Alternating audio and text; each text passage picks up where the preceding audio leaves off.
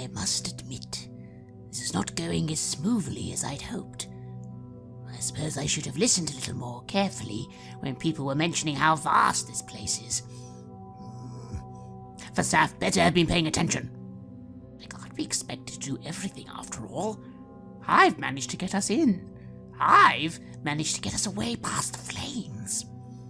It's been greatly frustrating having so many so-called allies only helping us so they can get something in return. Does no one just do things because it's the right thing to do? Okay, I admit perhaps aiding this fire rack isn't a good thing. But well, such treasures should not just be left to rot in some vaults. They should be out in the world for all to see, all to admire. Well, at least we've got in. These tunnels, though, are most unpleasant. But I feel confident we can deal with any beasts we encounter, until I can just kill it after all. Unless, of course, it's something unkillable. I guess then we just run. This is Red Moon Roleplaying.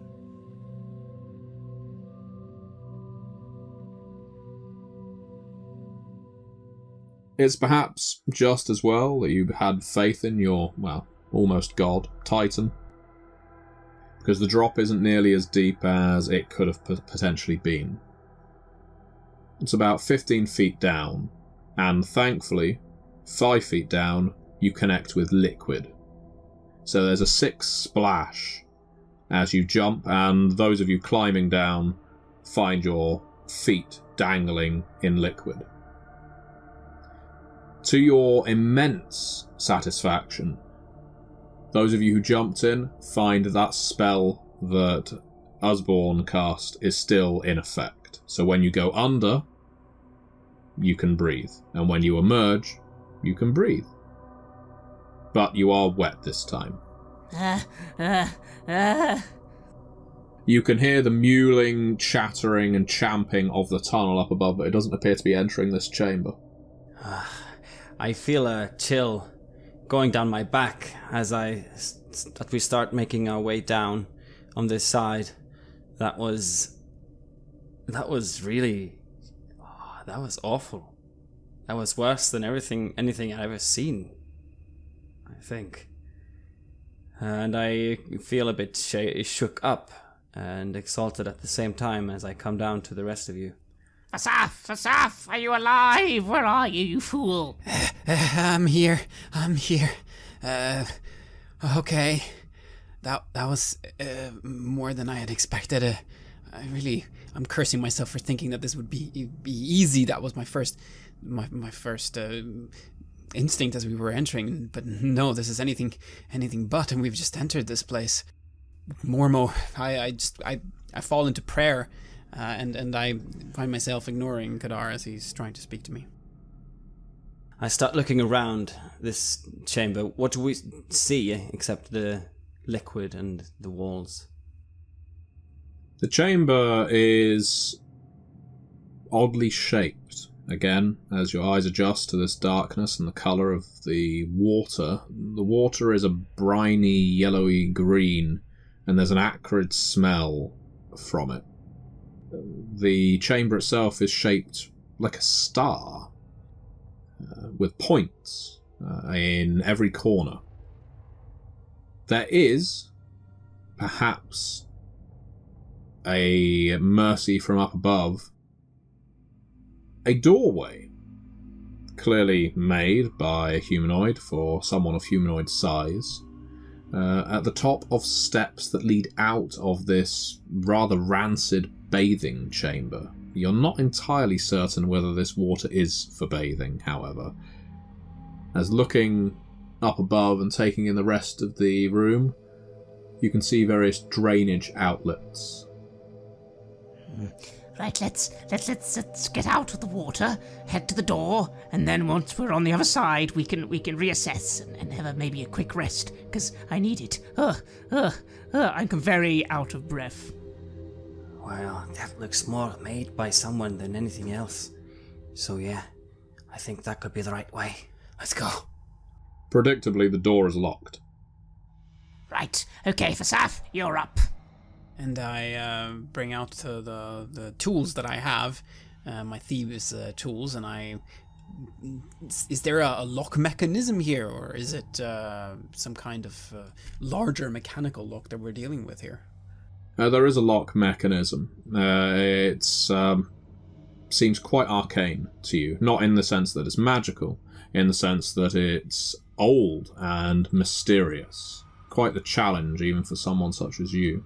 Alright, well, I go to work. What would I be rolling for? Is it stealth, or is it... what does lockpicking fall under?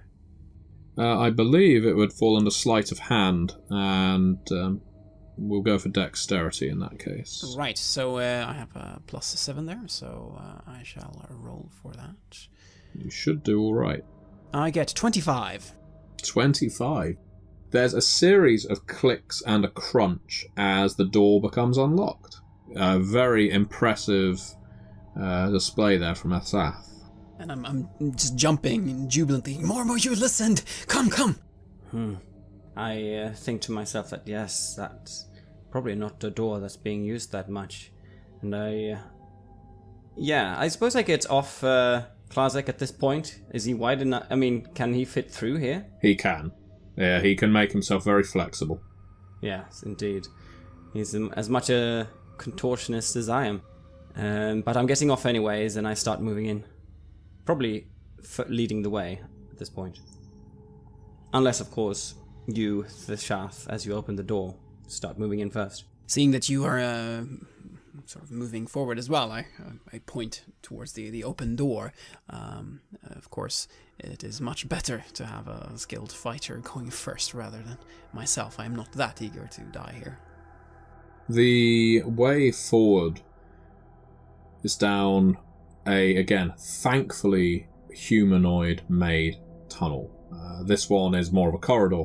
It's stone, flagstone flooring, and hewn stone walls with symbols and arches carved into them.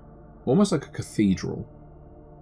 Again, there's no light down here, but there continues to remain a small, or slight I should say, there continues to remain a slight ambient glow, this time from the drainage and sewage runoff. Everything's bathed in a sickly green for as long as you keep the door open. All right, this is promising. We're in actual tunnels now. We just need to reorientate ourselves and be careful. We might find some guards, but ideally, 1 or 2 guards might not be an issue. But be careful, everyone, and be quiet. Shh. And so I do move forward quietly as I can. And trying to, get a grip on what we are moving towards. You can see that this part of the fortress hasn't been walked within for years, probably. There's no dust. There's just a smell of age and antiquity down here. So as if when you open that door, it's almost a stronger odour than was emerging from the acrid sewage. You step tentatively within, creeping stealthily. No rolls required as you're taking your time. You notice quite clearly on the walls, next to all these symbols that mark out Titans, Titan spawn, the deeds of Titans, written, scrawled even, in what at first might look like paint, but is quite clearly, at closer examination, blood. So you see words scrawled on the walls in the common tongue. What do they say? Enter this way and surely die. Your sacrifice to Golthaga is greatly appreciated and deserved. For every body that fills his stomach, Golthaga grows stronger. For every body that fills his stomach, Golthaga grows closer to waking. Do we get an indication where they are meant? Are they meant towards where we came from, or where we are headed? There's no arrows, unfortunately, but these phrases are repeated over and over again like a mantra, a prayer. Wait a minute. If it was the way we came... No. What? I start trying to remember. What sort of titan was Golthaga in his prime? The Forge. So he wouldn't really have been a slimy creature. Not really. No, not from what mythology you know of him. By all means, you can do an intelligence roll. I will do a history check. 14. 14. No, all memory you have of the deeds of Golthaga and his servants was mostly of pollution, of smoke, of smog, of metal. And as you advance down this corridor, you see more and more of that as those stone arches start to be coated with strips of iron that are bolted in.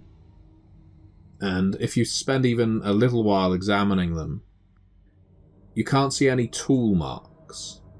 It's as if the iron has grown out of the stone. As if the ore itself has shaped itself to line this corridor. And as you go further and further, and you think you have oriented yourself now based on the map, you're fairly certain you know where you are. You're seeing this entire citadel appears to have this metallic coating to it. You know, friends, I'm starting to wonder if the story of it being built on Golthaga is not a story after all. But why would they... You don't think they actually built the fortress to feed Golthaga? Why would they write that sort of thing if they are supposed to be guarding this titan? Well, I don't know. The question is, why would people be coming this way? Why would people write warnings? You know, how many people do ever pass by here? I scratch my chin a little. I don't really know. I remark, me and Fasaf have recovered artifacts from a few other places before. People do like to write warnings, curses, dire traps. This one's a bit confusing because it seems to expect people to come this way in the first place. Why would they come from the outside like we have, through the water? I mean, surely what we went through, that seemed like the intestines of something. The smell of that liquid was like someone had thrown up. Dread, you're being awfully quiet. What do you think? Is this an obvious trap to distract from the fact that this is the right way to go? Or is it actually a tunnel that leads to your death? I would really rather not be here, I've got to be honest. I've never been through anything quite like that before. Feels like I've just been crawling through a creature's guts. Well, to be honest, you've come this far, and I'm not entirely sure we now actually have an exit route. No, that's what's worrying me. I've got to hold my hands up, lads. I think it might have been my hammering those pegs into the stone that woke that thing up. Ugh. Well, if you hadn't put the rope in the first place, Attila probably would have just been eaten. Well, I don't know. Doesn't matter now, does it? Well, my thinking is this. If we keep going on in this direction, my guess is we're going to hit this vault. Judging from what you're saying about the map.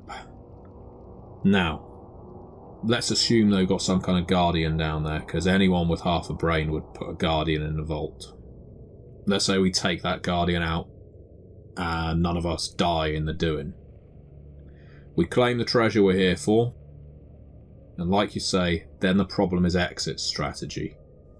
I guess we'll just have to deal with it when we deal with it then. There must be... No.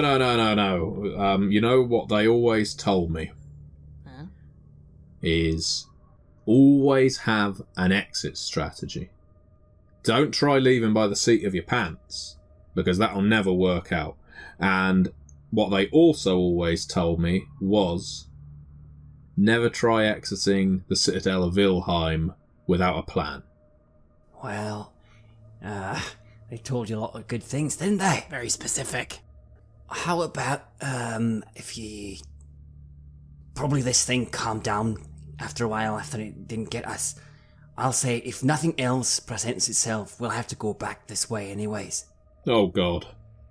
Well, yeah, like I said, something could present itself. There could be other ways that you if it's shown that the only way upwards is upwards, then that's what we have to do.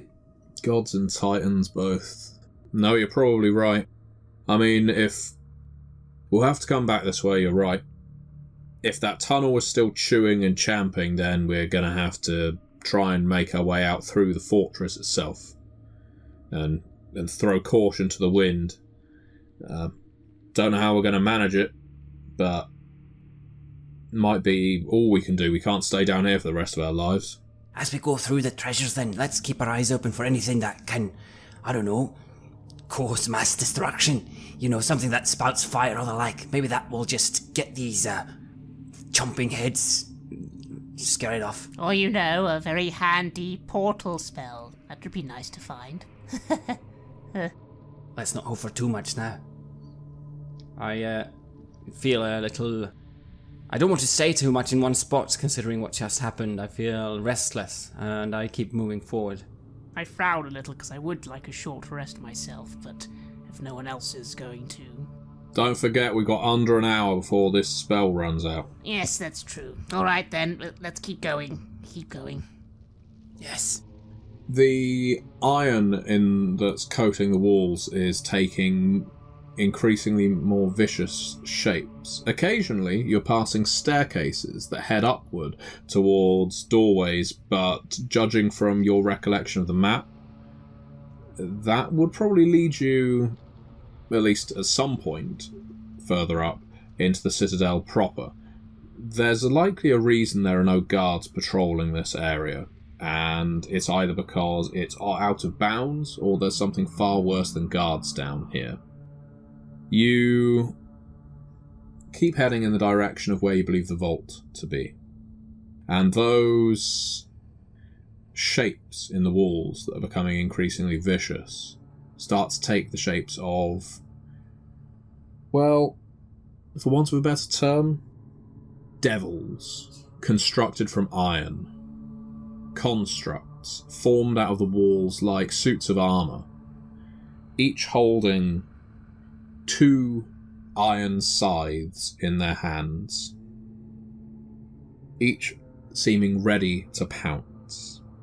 I move warily at this, looking for anything that might activate them that is around me. Good thinking. Do a wisdom roll, please. 7. No. It could be motion, there could be something in the floor that would trigger them, if indeed they are anything more than simple sculptures, you're not sure. I say, I don't trust these things. I wonder if we're safe. I don't see anything that indicates they would start moving, but they do look menacing. For Saf, do you see any possible trap mechanisms? I myself start looking for any arcane sigils or signs of magical activations that could maybe make these things come to life. I shall have a look as well, with perhaps with perception, to see if I can catch anything. Yeah, go for it. And I'll roll Arcana. Natural 20, 24 total. 18. Impressive from you both. You are almost definitely certain there's some kind of motion detection going on here. You think, and in fact you know, because on a natural 20, you have encountered this kind of device before. You've read about it, or you've heard about it, or you have literally ran across this kind of trap before. You know that passing within the swiping range of one of these scythes will result in the scythe swiping and cutting towards you. And the only way you can avoid waking these iron devils up is by passing outside the range of their scythes. So that may require at points you crawling on your bellies past them. At other times, it will require you to have your back against the opposite wall as you shuffle along. All of these things will take time, but you're certain that it will prevent these creatures from waking from their slumber.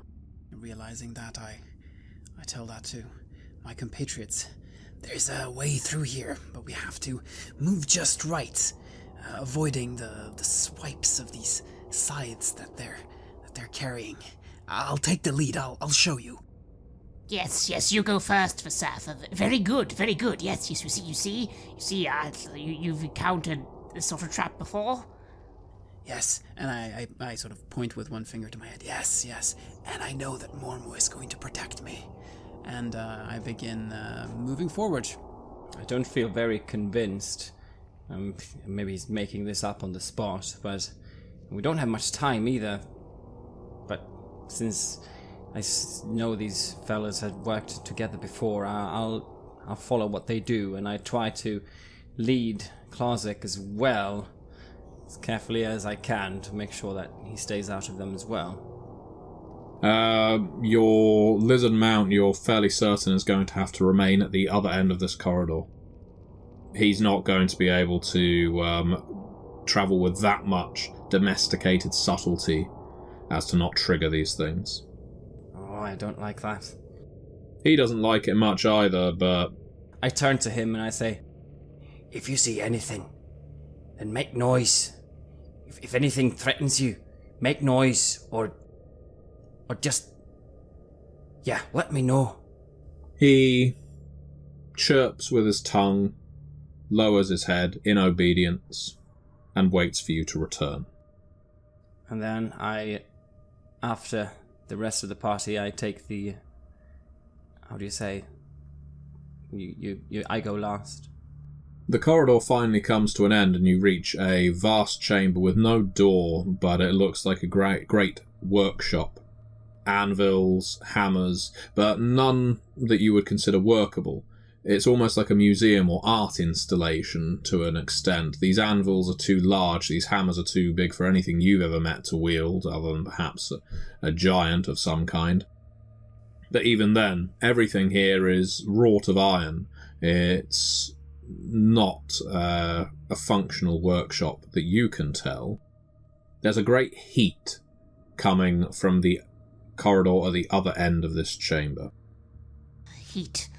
Maybe we're getting near the fire. The furnace. And I continue moving us in that direction. Do a wisdom roll, please. Just straight wisdom, or should I do perception? Perception, please. Then I get 18. You're about to step forward, and a bit like someone who's just put their foot on a mine, you realise that the tile in front of you is slightly depressed, and you hold back. Looking across this hallway, with your great success, you are able to see that a number of the tiles here are uneven. There is no way that was unintentional in its design. Well, Vasaf, what's the hold-up? Why have you stopped? There's something here. It's a trap of some kind. I think I move away my foot slowly. Is there any way around this depressed tile somehow? There's plenty of tiles that are not depressed. So we could take strides over them. You could, if the ones that are elevated are the safe ones. Then I shall very carefully then try to move forward and try to sort of check the tiles if they are moving as I poke at them with something. I have my dagger. I have my sword also with me. I try to put some weight just to see if they're moving, and then take sort of one step at a time, kind of like when you're moving through a minefield. You're checking ahead to see if you feel anything. So just to clarify, are you pushing down on one of these tiles to see what happens? Pushing at the ones that are not depressed, the ones that look safe, but just to ensure that they truly are safe, I push them first. You go slowly, very slowly, checking every single tile. Your companions fairly close behind because they don't want to lose track of the tiles on which you are stepping. It's incredibly tense, whether you keep your footing. Make a dexterity roll, please. 17. You manage it. At one point, just the concentration, just the tension alone makes you sway a little. Perhaps it's the heat from the opposite end of the room. You manage it. You get to the other end. No traps, monsters, or spells trigger. I breathe out, and I feel a little bit safe, and I motion towards my friends to follow, and follow exactly my path. All right, yes, and very slowly, I will nimbly try and copy the exact path he did. Used to working alone, I'm a bit surprised how efficient it could be to work in a competent team like this. If indeed these things that we have avoided so far would have been things that got us into trouble, and I follow as well.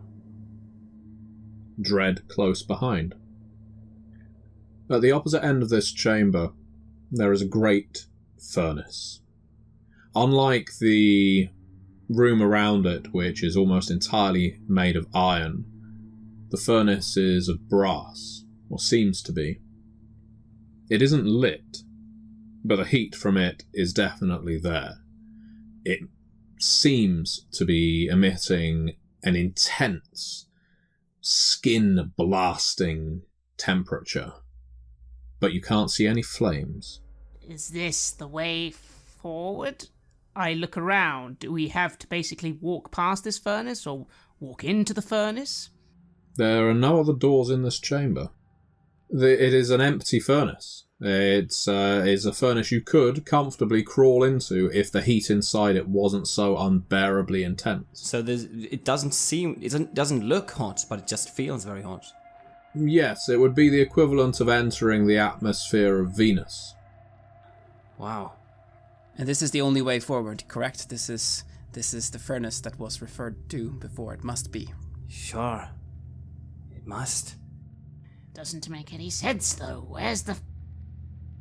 I peer forward, seeing if I can determine if this is some sort of magical illusion. You think that this is entirely real, and there is magic here in the permanent heat.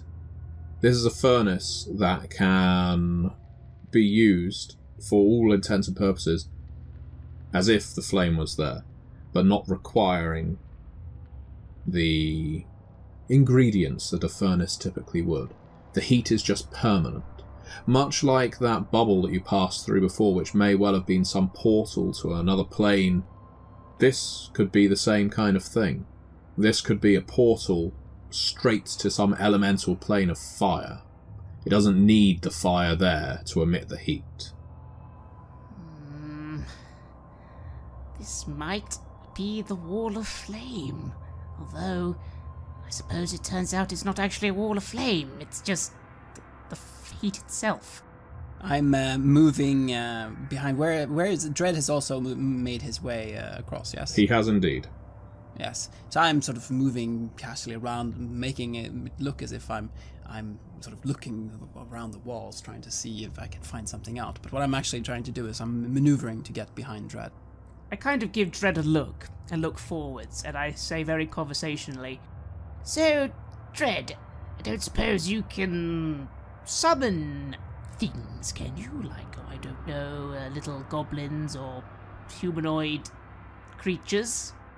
I can summon a fiend, if that's what you're thinking. Why? I kind of draw out a very long, "Well, you see." I'm thinking in my mind, a fiend would be a very ill-suited thing to try and skin, because it's probably going to try and defend itself, wouldn't it? Yeah, I don't think I could summon anything alive that's not going to try and defend itself. Yes. Well, never mind. It was just a passing thought, you see. And I start sort of just gesturing to the furnace and giving Attila and Fasaf just a look as I kind of just start going on about something that doesn't really seem to have anything to do with our current situation. And taking that as my cue, I move to cut the throat of Dread. I think you've got him by surprise, so that means you get a free hit on him. So go for it. So I'm rolling to hit first, and I get 16. 16. Yes, you do definitely hit. And then the damage is... And the damage is 14. 14. Your blade cuts into Dread's throat. For the fact that this was a surprise attack, and you did such an amazing amount of damage with a dagger alone, your blade slices across his skin and pierces one of the many veins within. He whirls around, choking out a word. He's clearly trying to incant something swiftly to defend himself. But the words will not come out because you have effectively cut his throat. While one hand is clasped to his neck, the other one goes for a stick that is attached to his belt. I see this, and I'm going to whip out my tail and try just to hold his hand and let him bleed out and push him down to the ground with my foot. And seeing this all happen, I kind of just blink, rush forward, and use my action to summon my flaming rapier. My weapon given to me by my dear Afriti Sultan, which appears in my hand instantly, and hopefully I'm going to try and drive it through him. It is impossible for Dread to defend himself against this blow. The blade pierces him, his heart, extinguishing his life with the flame on your blade. I withdraw the blade in one smooth motion, unsummoning it as it vanishes back to the ether. And I let a few seconds pass as I say, That was unfortunate. I feel a little bad now, actually. I didn't expect that I would feel bad about killing him, but I do. Well, what's done is done. I just shrug and say, well, he was a tool, wasn't he? Now what's this purpose of this? Well, alright. Attila, you're up. I throw him my dagger. Would you mind skinning him? Does it need to be a good job? I just need to wear him. I catch the knife in my hand and I raise an eyebrow of the one eye that I have. You see a hint of drool running down from my mouth, and I say, I'm not a hunter. Skin him yourself. And I throw it back to him. But I've never skinned anything. Well, neither did I. Why would I skin something? That's sick. Well, you drive the blade in using your amazing strength, and then you just carve the flesh off like you're making dinner or something. I shrug, looking at him, and I start taking his clothes off. I can undress him, but you better bloody well skin him. Well, alright, you loot him. Fasaf, you're up. Don't worry, Kadar. I've got this one, I say, and I get on it. I get on with this bloody business. Well, I take out my dagger. I am not necessarily that skilled at this, but I think I have skinned some small animals. This is just a bigger one. And I was the one who did it, after all. I feel a sense of responsibility here. I kind of like the man, actually. And his sacrifice must not be in vain. Mormo wouldn't have that, I think to myself, as I begin slowly cutting the skin off, and I try to use the same logic as one would use when one is skinning an animal one has caught and is preparing for cooking. It is not a fellow Asathi, so on some level it feels, yes, not that strange actually. It's a different, it's an intelligent creature certainly, but it is another creature. It is not one of us. And I do that, and I have a bloody face already from the cut that I did towards the throat when the blood splattered on me. And yes, I suppose, what do the two of you think as you see me doing this, as you see me going to work, and you hear me mentioning the name of Mormo on and off as if I'm recanting some kind of prayer? I simply take this time to give myself a short rest. After all, it probably takes you longer than 5 to 10 minutes to skin this poor man. I don't watch you at all. All my attention is on the furnace as I sit, focusing on the spell I will soon have to cast. After having helped undressing Dread, I don't feel too bad about this. I'm more worried about Klazek at this point. I'm sitting back and I produce a little flask. Looks like something that might be holding a bit of liquor. And I sit back and sip it, watching this spectacle in front of me. And once the skin is laid on the floor in pieces, thick, thin, intact, and not, which one of you is going to scoop them all up to feed them into the furnace whilst wearing them? I believe that is going to be the Warlock, is it not? Indeed. And I will take a moment, look at the skin, remove my robes, revealing my frail frame underneath, with quite a few burn scars you would notice. None of them too severe, but it does seem as if I have been burned quite a few times in the past. And I kind of take a deep breath, remarking, "Not really looking forward to this." And I try my best to place the skin upon my person. He was probably a lot taller and bigger than me, so there's actually probably, even with the mess, quite a lot of skin left. And it might take some time, and I'll get Fasaf to assist me.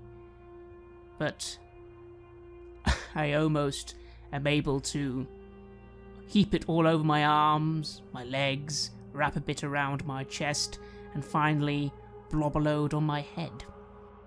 And I am now covered in human, bloody skin. There is something immensely satisfying to a snake to be wearing the skin of a man, when so many highborn lords decide they're going to wear reptile skin. But that morbid nature aside, are you going to step into the furnace now that you wear your ragman cloak? I shall, but before I do, I extend my iron rod before me and intone, "Master of the Brass City, Master of the great furnaces of this world, King, Sultan, Afriti, your offering is ready. Your humble servant obeys." And I shall start walking forward.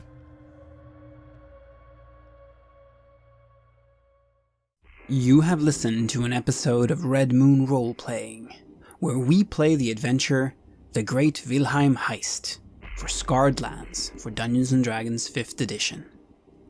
Our dungeon master was the gentleman gamer, Matthew Dawkins, and we would like to thank him and Onyx Path Publishing for doing this actual play production together with us. The music was made by Ager Sonus and Lesa Listvi, and was used with permission from their label, Cryo Chamber. You can find more delicious dark ambient at cryochamber.bandcamp.com or their YouTube channel.